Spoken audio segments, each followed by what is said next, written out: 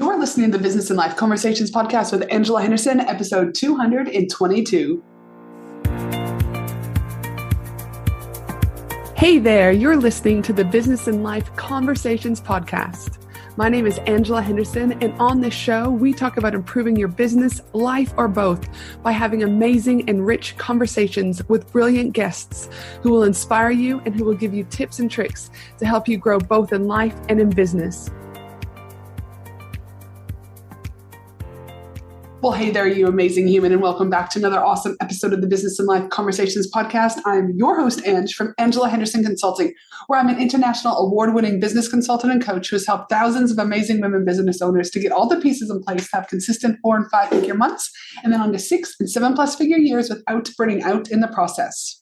Now, today I am pumped to bring on a fellow Canadian, Selina Gray, about this conversation about richness, a rich life, but also where inner wealth magnifies your outer wealth. This conversation is absolutely gold and comes with so many nuggets of truth, nuggets of wisdom, nuggets of reality checks, nuggets of abundance. It truly is an episode that you need to tune into. I believe it will shift your perspective on wealth, your perspective on richness. And also, when I talk about the word richness, it's not necessarily richness from a place of money, but a collective richness within your life, inner and outer.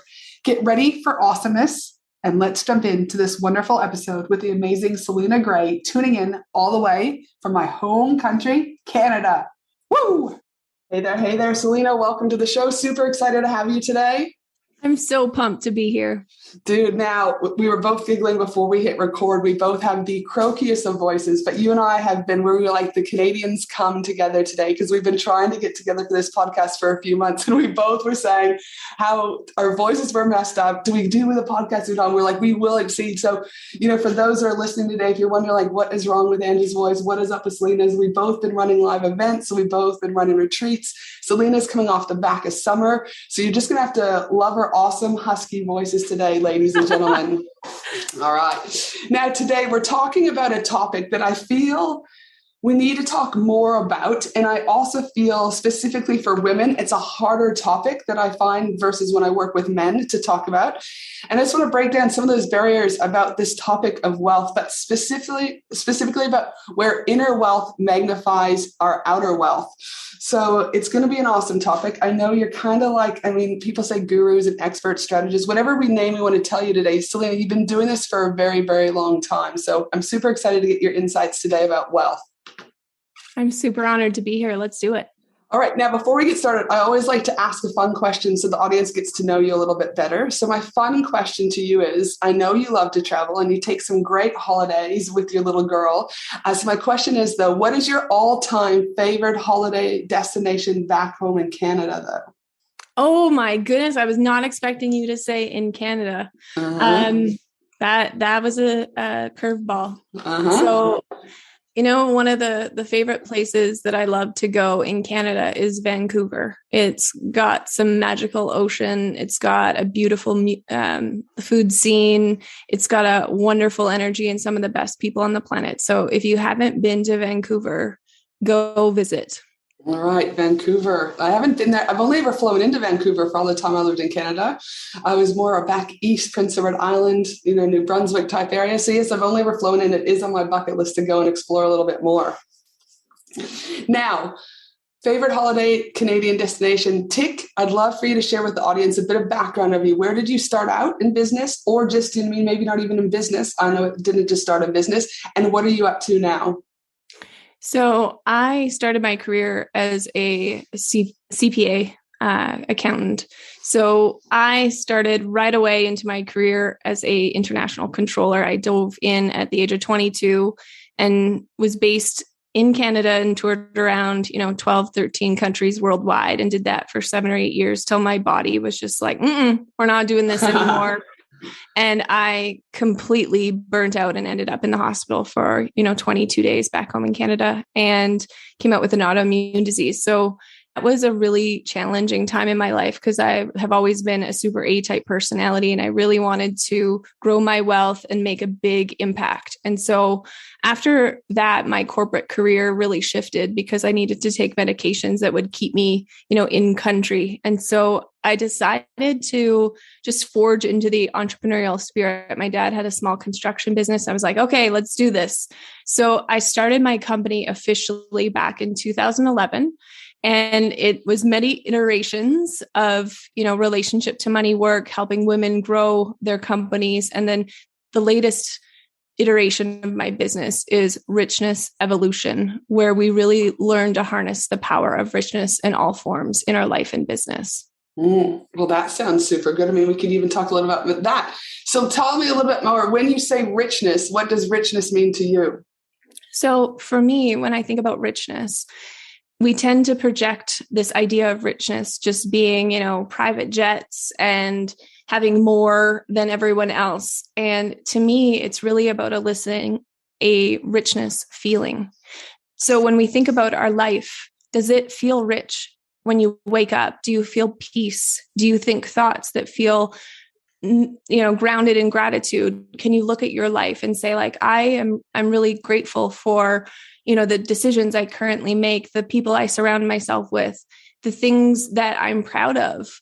When I look to the greater vision of my life, am I doing it for me or for someone else? And am I making my decisions based on scarcity or the truest version of myself? Am I honoring the life path that I really want? Have I given myself permission to burn down anything that feels unlike me and walk relentlessly forward in the truth of who I am? And that lets me feel like richness is in all forms: time, freedom, money, relationships, peace in my life. And it's in all forms. So richness to me is most of all a feeling, because when I was in Ethiopia working in my corporate job, so many of the people who I worked with there had very little outward wealth. But when I spoke to them, they had so much richness. They were always happy and smiling and talking about their families and the relationships that they had. And they really embraced the most important things. And that never left me. I was like, I had so many clients at different stages of my life that were worth, $50+ million. And conversations we would have would be like, you know what? I just need to get to the next level and then I can do X, Y, Z. Mm-hmm. And I saw resonance with that in my own life. I was like, I have more money than I ever did back in corporate, and I feel as poor as I did when I was in university. So to answer the long-winded version of your question, richness is really about harmonizing your feelings, harmonizing your nervous system, and finding peace with the evolution of your life. And how much do you think society is lacking richness in the current climate? I think it's entirely lacking. Like if you start paying attention to how the lack of richness exists, we look at how we are angry all of the time. And we have good reason to be angry, right? There's lots of things the last few years that have been really hard to handle. But I think it's a reflection of not choosing ourselves first or advocating for ourselves. And that becomes a really long-winded question. But I think ultimately, when we learn to honor ourselves and live in alignment with that, we create a form of richness that catches on like wildfire. People around us start going, oh, there's something about her, and I'd love to feel that and shift that. And I think the current environment we have in our lifetime does not support it. So we have to choose and give ourselves permission to do it differently. And how much, this is an interesting thing too, because sometimes, for me personally, I feel I do embrace the richness type of a life. And I also talk about on this podcast all the time, whatever you are not changing, you are choosing, right? You can choose to have the richness or you can choose not to, but stop bitching about it and take some responsibility for finding the richness, right? So often people are like, oh, my boss, oh, this, oh yeah, we'll make some changes then, right? Like no one's holding you to your job. Heck yeah. When this richness comes, there's also times when you can lose friendships and relationships because people aren't meeting you where you're no longer, like where you are at, like the new you, right? And right. That can trigger people, and that can, do you know what I mean? Things can kind of spiral. And I think that's something that also people don't talk often about in the world of entrepreneurship.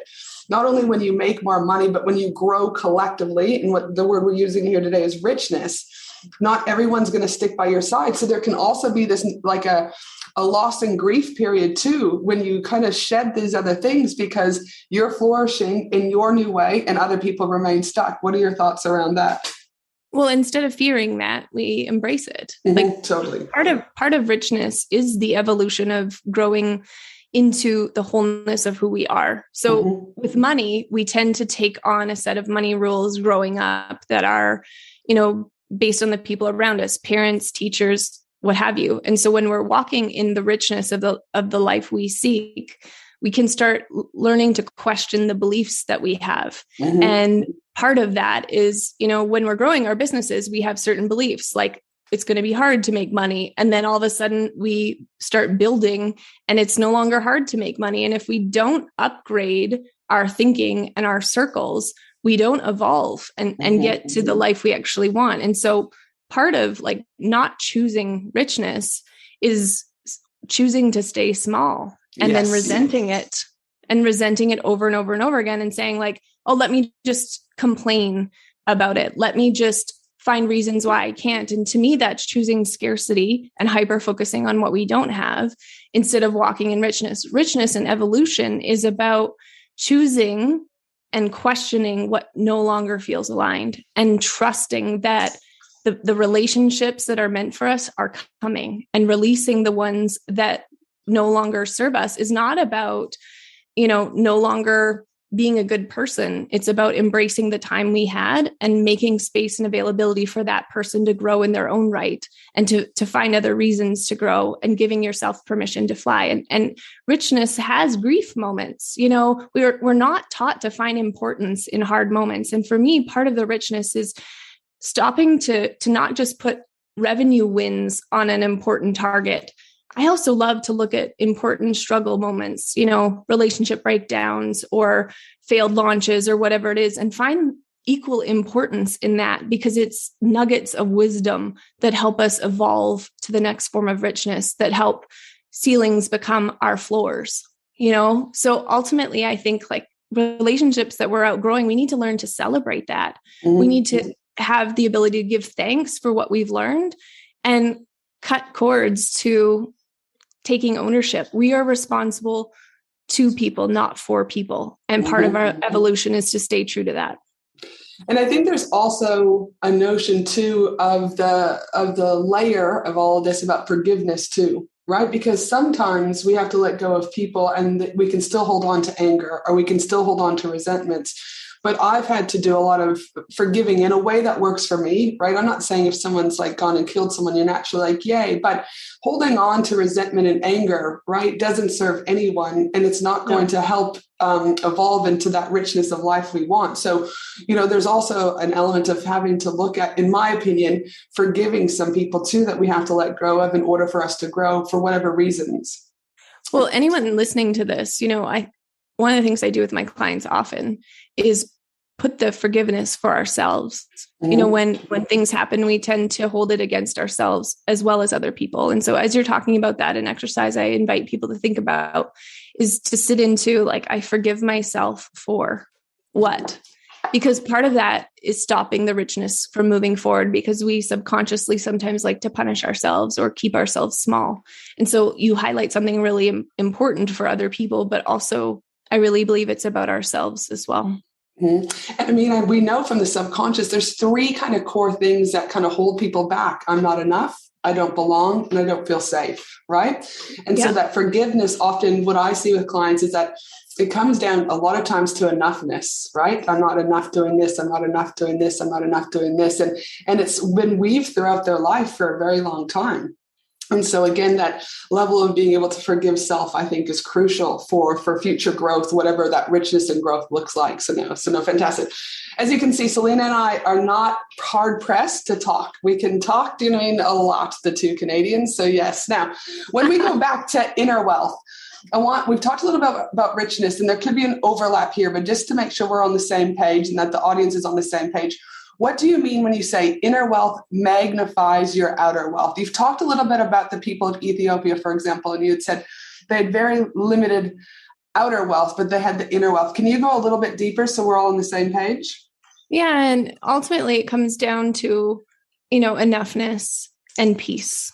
Those two things are critical, because when I spoke about the clients who were always looking for more, it's because they couldn't really be present to what they already had. And so enoughness is a question of like believing that we are enough, and also deciding that our life now gets to be enough, even if we're unhappy in our life in some regards, that we can understand that our circumstances are not permanent and that there's always hope for the next iteration for us to grow. That's one of the reasons why I believe mentorship is so important, because often if we're not feeling that enoughness, we can borrow someone else's belief in us until it becomes our own. Mm-hmm. So enoughness for me really comes down to like, you will believe in yourself, but you won't abandon yourself. You won't keep trying and following someone else's strategy just because it worked for them. Part of enoughness is saying like, okay, I like this strategy, but why would I do it? Does it truly feel aligned to me? As a person, as a business owner, can I execute this from a place of my power rather than just executing it because someone else did it? Like really learning to walk in the peace of our life. So understanding that it may not be perfect, but can sit in the celebration and the gratitude of small things, and also choosing the enoughness to move forward. Does that make sense? Yeah, 100%. And I definitely, you speak my language when it comes to, that example of strategy. I mean, so many people say, I just want your strategy. And I'm like, well, that's not how it works. And no, they're like, yeah. It doesn't work that way. They're like, but I paid you because I know you've done it this way. And I'm like, that way worked for me. I said, there might be parts of my strategy that we infuse for you, but we'll probably take bits and pieces from lots of different areas to make it your own.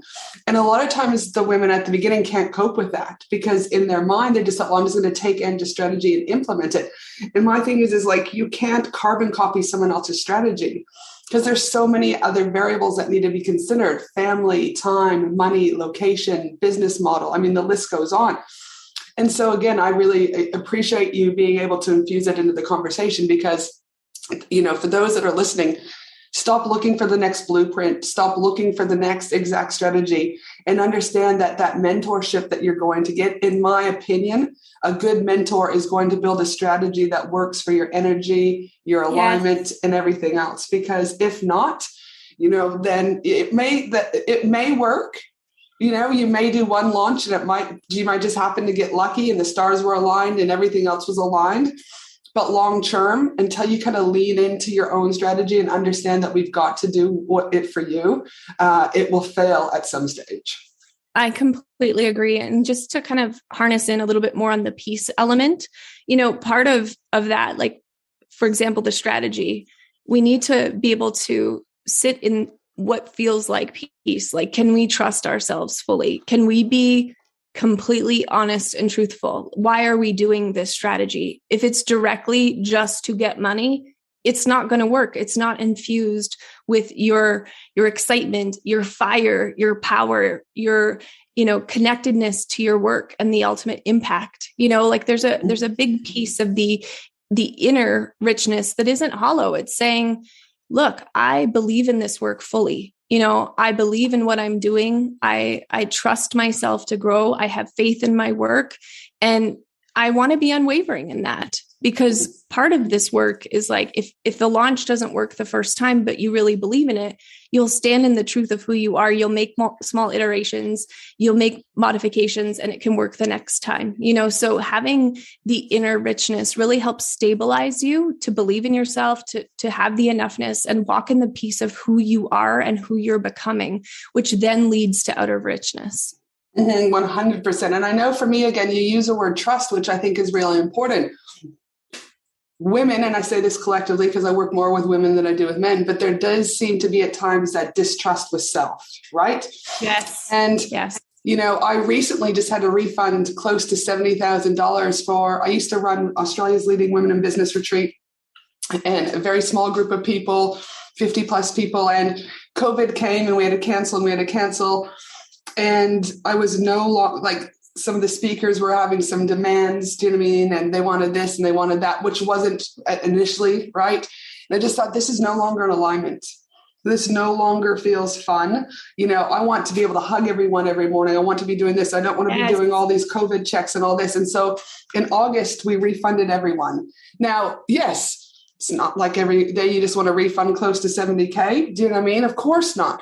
But I had to trust and stay in alignment for who I am and what I stand for and what I role model. But in addition to that I'm letting go of something, and something new will come my way that is supposed to be where I'm supposed to be going. So part of that decision was just, again, trusting myself and trusting that the next evolution, the next richness is just around the corner. But if I would have held on to that, I believe I would have stayed stagnant in my growth. I would have questioned myself more. I would have got in my head. This is what obviously I can't confirm that. It's just, but I suspect that would have happened. So learning to trust myself has been key to the growth of my business, and knowing and really having that faith that aligning yourself is always first. I often talk on the podcast about burnout. When I see burnout for people, I'm like, it simply means to me you're unaligned. So if you're listening right now and you're burnt out, my question is where in your life, not just business, because your business, everything could be in alignment, but where else in your life are you no longer aligned? Because that is going to impact the business growth also. I completely agree. And just quickly, I have a very similar example to you. I had 52 women inside a mastermind, and then the pandemic hit. So we started in January, the pandemic hit, and we had, some in-person things scheduled, and it just couldn't exist like we had planned.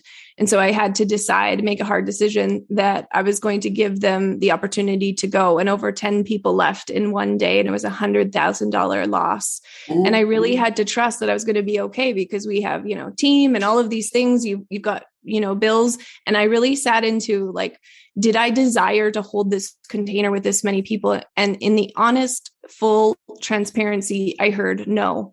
And so after that, a few weeks later, I had another, idea come to mind, and we ended up doing well over 200,000. So we more than made up for it. And I completely agree.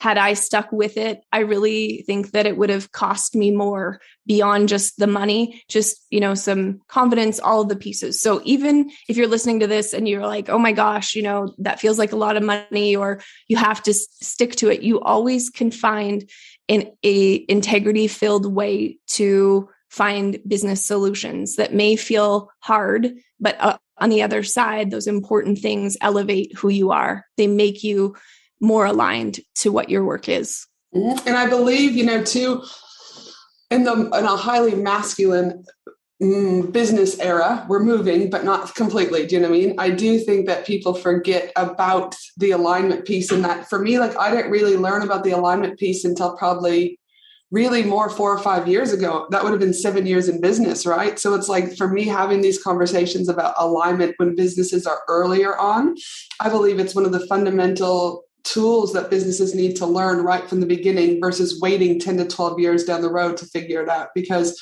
I just don't feel that people talk more about it. So it's, like I said, refreshing to hear that you're on the same page there, Selina. So now you've talked a little bit, but I want to know if I'm curious to know if there's anything else. And I'll tell you what my question is. In your experience with working with so many amazing humans from around the world, both when you were in the, accounting side and then obviously in the business side, what do you feel is holding people from reaching wealth the most? I think getting honest with what they want in their life. If you ask people, they're like, oh, I just want to do X, Y, Z. And it's well, what does that give you? Those are really hollow answers. They're not sitting in their deepest truth. They're just looking around themselves externally and saying, oh, this person has that, I desire it. But really sitting with what is the quality of your life? And how do you want to spend it? If you go to the end of your life, what were you desiring to do, rather than just pushing yourself to the next thing and not being on autopilot and getting the next house because everyone else is doing that. And that's what society is telling us to do. It's really sitting with, okay, if I could just live in a way that feels truest to myself, what does that look like? We're not conditioned to ask ourselves those questions. We're conditioned to automatically go to school and pick a career that is distinguished, or go into business and immediately have $100K month, because those are the bars that are set for us. But when I really sit with all kinds of clients, whether they're 7, 8 figure, 6 figure, or just starting out, I ask them the question, like, what is the quality of your life through this thing? Are you planning vacations as you're starting out? How much time do you actually want to work? Most people just push and bulldoze their way to a place and then find out when they reach that place, it's not what they thought. And there's emptiness and hollowness to their life. So I like to be unapologetic about the truth of what's happening. When I'm committing to a new offering, truthfully asking myself, am I doing this just for money, or does this light me up? And after, hearing the answer, trusting in that. The truth is really important with richness, because so many people end up with a life they don't actually want because they're striving for richness outside themselves instead of the truth of who they desire to be and have the highest quality of life possible. And I know these are some of the conversations I've been having inside of my own mastermind and at some events I've been running around. There's this notion that in order to be successful, you must be a 7, 8, 9, 10 figure business. And somewhere in this space, people have forgotten that success could be $100,000 a year. Success didn't mean, and when I say success, I use that word lightly. Let's say richness. Richness could be $100K per year, $250K per year, because the richness now is they don't have to work all of these hours. They don't have to have a big team. They get to do ballet on Mondays with kid number 1. They get to do football on Tuesdays with kid number 2. They've got 4 luscious holidays planned, to go and create memories. And they're okay with the $250K. They're okay with the $100K. And understanding that what is your empire? And when I say empire, I'm not saying building big, but what is it that you want? And a lot of times they're like, oh, no one's given us permission to be okay with $100K a year. We need more. And it goes back to that core subconscious, triggering that we're talking about here is enoughness, being okay with that. Well, and that's precisely what I really embody in this brand is I continuously ask myself, what is the richness I want to walk in my life? And it's really shifted over the last 5 years. I've really started valuing time richness more than ever. I've really started looking at, the potency of my work, not having to be the frequency of my work, how I've worked in the past, the clients that I walk alongside and forever, as long as I've had this business, I really believe that richness is unique like a fingerprint. So your richness can look very different from someone else's, but it really comes back to the permission, the trust, and the enoughness. Because if you give yourself untethered permission to live in the quality of your life, you're going to set other people free in your community to do the same. If you start valuing, having freedom at a certain level and being unapologetic about it, there's going to be other people who watch you modeling that going, wow, I'm so inspired. It's not just about trying to keep up with everyone else. And that's you nailed it for me when you said, give yourself permission. Have you even had an opportunity to ask yourself, do I want this? When one of my clients a couple of months ago reached $100,000 a month, and I asked her, I said, how does it feel? And she's like, honestly, nothing like I thought. It doesn't feel any different than a 10K month, but it was just something that I had decided I wanted. And so I said, are you going to go for another one? And she's like, I'm not sure, but I'm going to give myself permission to be intentional about my profit. Because what happened was in that 100K month, her expenses went way up in her pursuit, which happens. It's normal. That's business. Sometimes these things happen. But what the important message that came out of that for her was, I desire to really plug into my profit and then recalibrate my ideas of richness around time, around team, around relationships, around the actual money in my bank account and how much time I want to show up to my work each and every month. And so for me, I was celebrating her. And ultimately, I invite you, if you're listening to this, to really think about, if you have any bouts of resentment or annoyance about how much you're working, give yourself permission to change it. It must begin with you. If you're annoyed at how you're earning, I invite you to look at your revenue streams and really ask, are these truly lighting your soul on fire? Are you so aligned and fired up to talk about it? And it really feels like work you want to do? Because sometimes we keep revenue streams because they've always made money for us, but we evolve as CEOs and sometimes we outgrow programs. Really asking yourself the hard questions, do I still want to do this? And do I desire to have more time off? And do I want this big team? Like you were saying, like we need to ask ourselves these questions, because sometimes those big revenue markers aren't exactly what we need to live in the richness of the life we desire the most. 100%. And I think, again, also having space to reflect. I think also we go from the next thing to the next thing to the next thing, that we don't have the space to be able to look at it. And, I'm just at time of recording, we're going into Australia. The way it works for those that aren't in Australia is we've got 6 weeks leave during Christmas because it's our summer. So December and Jan. And then we've got 2 weeks off at Easter, 2 weeks off in June, July, 2 weeks off in September, October. So we're about to enter into the next 2 weeks. And whenever I do my yearly planning, I typically check into a hotel for 3 days. And like, I don't speak to anyone. I plan my entire year. But last year I've always planned my vacation days. That's never been a big thing, but I tried something else this year where I said during those months where we've got those 2 weeks, 2 weeks in kind of for Easter, 2 weeks in June, July, and 2 weeks in September, we will make sure that the clients still get everything they need in their masterminds and in the programs, but it will be there at the beginning or the end. So there'll be a little bit more busyness, quote unquote, more calls or whatever. But the 2 weeks that we have school holidays, I'm taking off from now on. And I had to sit with going, what are my clients going to think? Do they think the program's going to be enough? Am I not there? Did we blah, blah. But that's how I was able to go back home to Canada for 3 weeks, is that everything was taken care of. And I was able to really have that richness that I've been wanting more than ever before, and being okay that my clients will be okay. But more importantly, Selina, it was about role modeling to them that you don't have to be on all the time. You can still have a successful business and still take the time off, right? And yes. And I've had people like, how dare you? Like some people are like, you've been negligent. I'm like, I haven't. You ask any of my clients, they still had everything that they needed for any of their programs. But also as a business consultant, I never want to create a codependency with my people that they think they need me in order for their business to be successful. My thing is about, I'm just a tool to help them when they need it. But their business will come down to also them taking their own actions, right? So them being able to figure out, them leaning on the other people in the mastermind to ask questions. They don't always need me. But the reason why I've been able to get there is I've had space to plan out what I want in my life for richness. I've had space to plan out what my year looks like. And I've had to be okay with creating that space. You said something really powerful just there when you said, someone may come to you and say, well, that feels negligent. And I think that's part of the richness conversation, is like being willing to hold the truth for yourself and having the hard conversations as needed to get to the next evolution. Because really what's happening when someone's saying that is they're just projecting their fears. And if you had a codependent relationship with that person, you may immediately go, oh my gosh, I'm so sorry. And here you're like, I'm modeling this so that my clients can feel free to do the same.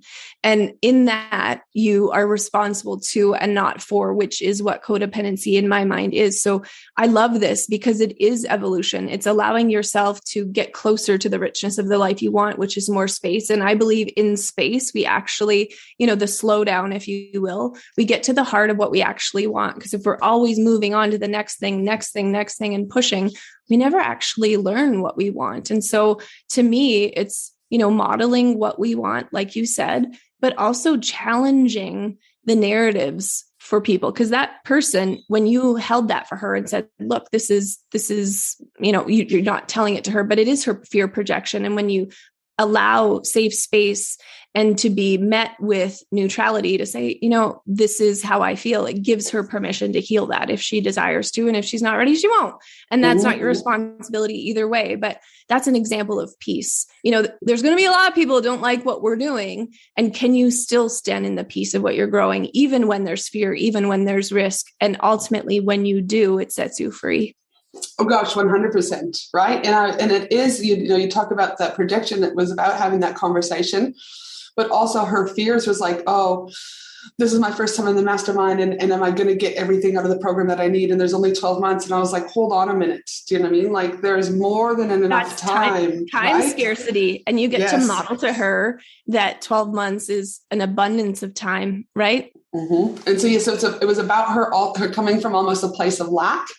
but it was in that fear. But again, being able to talk about that. And I think that's where, in my opinion, good mentorship comes from, when you can have those conversations and hold that space for people and not be on the defensive, right? Because that fear to them is a genuine fear, but being able to show them a different way than what they've always seen.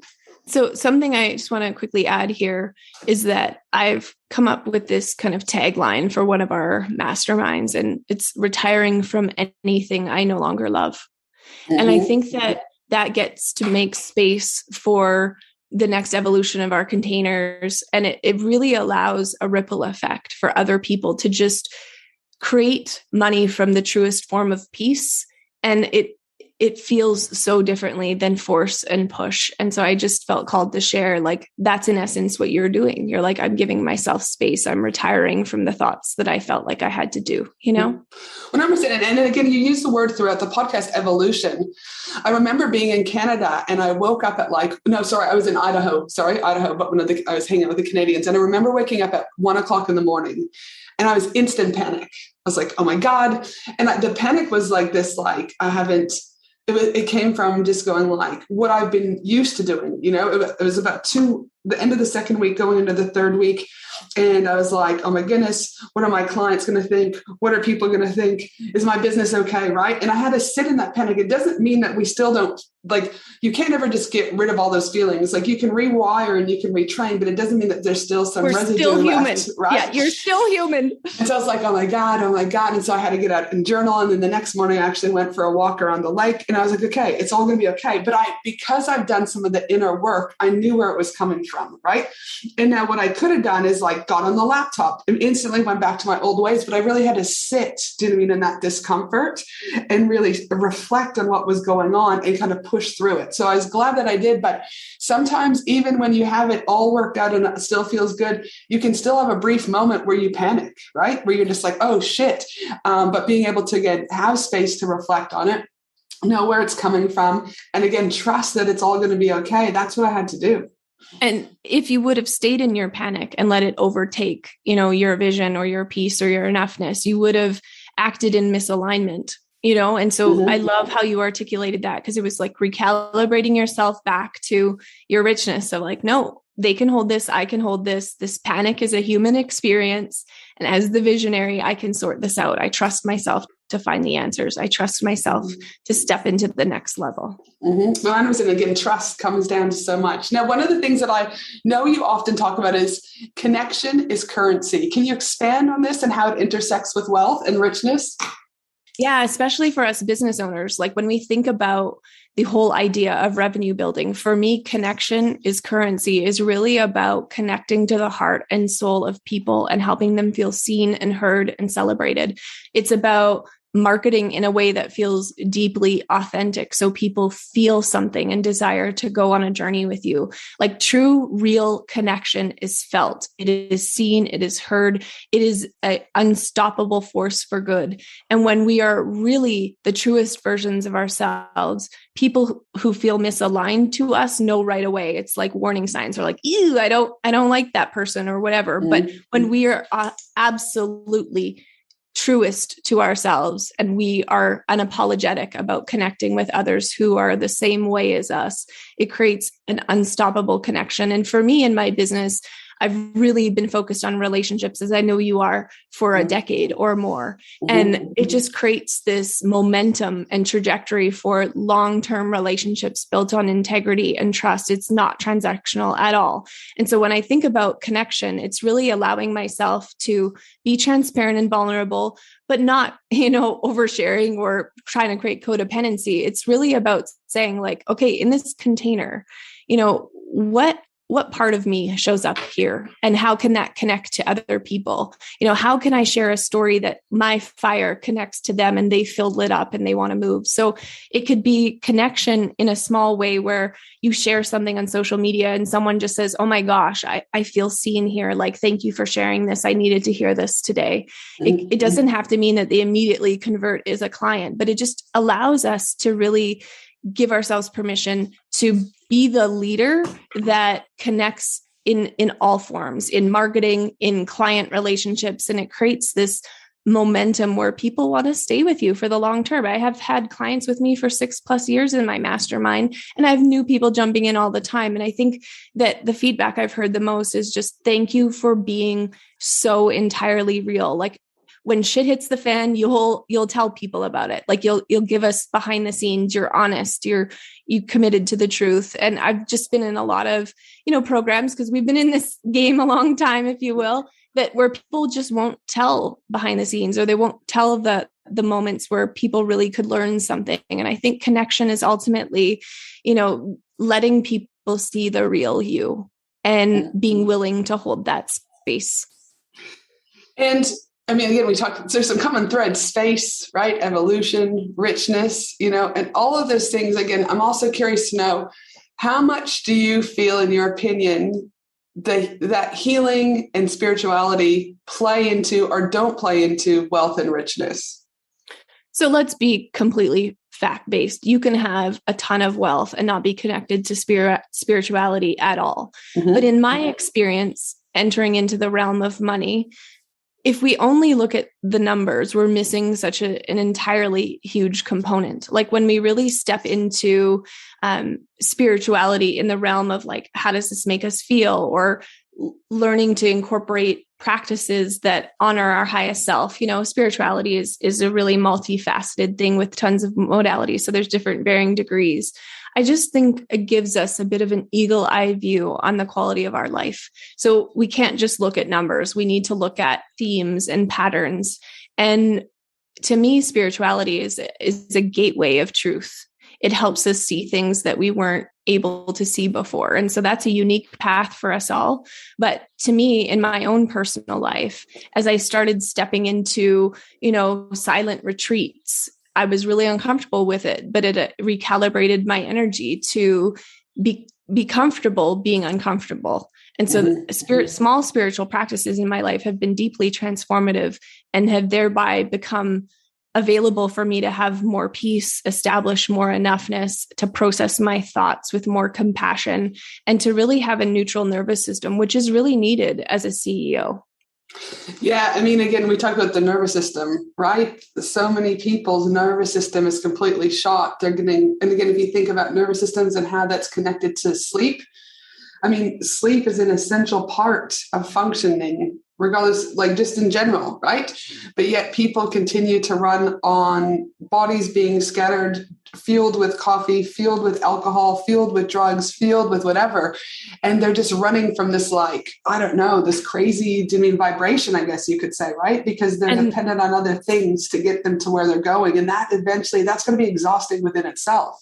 Well, it's numbness. And we were talking about, burning out before. Well, quickly, I burned out after 8 years. Well, I had an elevated cortisol for all of those 8 years. And cortisol creates inflammation in your body, which of course I got an autoimmune disease. I see that in direct correlation to not listening to my nervous system, and spiritual practices help me understand my own body.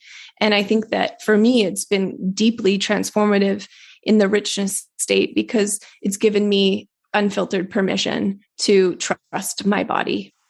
Dude, I love it. Again, trust, right? Trust, ladies.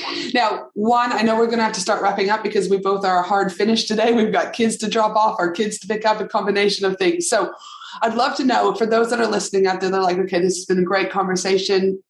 You guys always keep it real. And they're like, but it's that world of overwhelm. And where do I start? And then it becomes too hard. So then I'm not going to do anything from this podcast today. So my question to you before we kind of start wrapping up is, what's one thing people can start thinking about, reflecting about, or doing to help them really step into the richer life that they've been wanting? Ask yourself, which pieces of my life feel like they don't contain peace, or I don't feel enoughness, and just to write them down. You don't need to change everything. When I look at the quality of my life, it improves over time. And I just say, I don't need to change everything. I can work on one thing, which ultimately will move into other things. So I would just take an honest inventory of your business. Which pieces feel misaligned, or like there's a lack of peace there, or it's hitting your not enoughness, and just sit with that. and then revisit it from time to time and say, what is one thing that I could then look to shift the belief on or have more aligned thoughts to a rich life I'd like? And then through that upgraded belief, pick a strategy that feels like I could do it, that feels like something I can get behind, and then execute from that power. So to me, it always begins with getting absolutely honest with the pieces of my life that no longer feel aligned, because we're going to continue to evolve. We don't want to stay playing small, but we don't have to solve every single one of them today. So give yourself compassion. Know that this work is powerful, but it doesn't have to be all done today. Do that inventory. Say, what's the belief that lives behind here and how can I upgrade it? And from that upgraded belief, there's a strategy I can execute, and I trust myself to do it. I love it. And I also think that I know personally that when I asked my ex for a separation, didn't mean on Christmas, and then he moved out in March. March was my biggest revenue month to date, right? But also that month I had to lawyer up for a client, and there's all these things. And I remember my own coach saying at the time, he said, you only wanted to shift one thing. But when you shift one thing, inevitably other things will start to realign, even though you may not have wanted it, right? And so it was really a beautiful evolution, if we want to use that word, in March, because I was like, fuck, he's leaving, all this good, I've got the money, all this. And I had to really, again, it was a bit of a crazy kind of head fuck that month, because you're like, what the fuck's going on? But I get it now, right? Is that I chose one thing to realign, was that I was in unalignment with my partner, and I knew that it was contributing to other parts of my world. But when I realigned that, all these other beautiful things started to realign. Like, even though I had a lawyer up for this client that had did something wrong, the reality is that wasn't the right client, right? I was just realigning and knowing and trusting that everything will work out the way it needs to. So it was a powerful month. But again, I do believe when you start to shift just one thing, other things, it's like a domino effect, will just start to naturally realign, and you don't even have to do anything. Like, that was the beautiful thing really about it. I didn't have to do too much for other things to start kind of domino affecting. And it's really, like I said earlier, that creates a ripple effect. It always does. So when we choose ourselves, when we step into our truth, to me, it's like meeting the universe halfway. I'm here, I'm in, let's go. I'm walking in my power, right? I'm zero surprised, but also honoring you as you walk through that. But also, of course, because I also have iterations of that story that showcase in my life where it's like, you choose yourself, even though it was hard. There was lots of hard choices, hard conversations in what you just said. But when you actually pick the one thing, boom, in an authentic way, creates a ripple effect of change that is, to me, ultimately enhancing our richness. And for me, it was about, again, just trusting and knowing that we can all do hard things. We might not think we can, but we generally can all do hard things. It wasn't easy, but you know what I mean? We can do it. Right? Now, listen, this has been an episode filled with awesomeness. And so for those that are like biting at the bit to go, how do I get to hang out with Selina a little bit more? Where can I find her? How can they connect with you, my friend? So come hang out with me at Selina Gray. And you can come hang out on my website, selinagray.com. So I'd love to continue some chats with everyone on how they feel about this topic, because, sometimes it's easy and sometimes it feels hard, but either way, you can change your relationship with richness. Dude, I love it. Now, I have one final question that I like to ask all of my guests. What do you know now that you wish you knew when you first started out in business?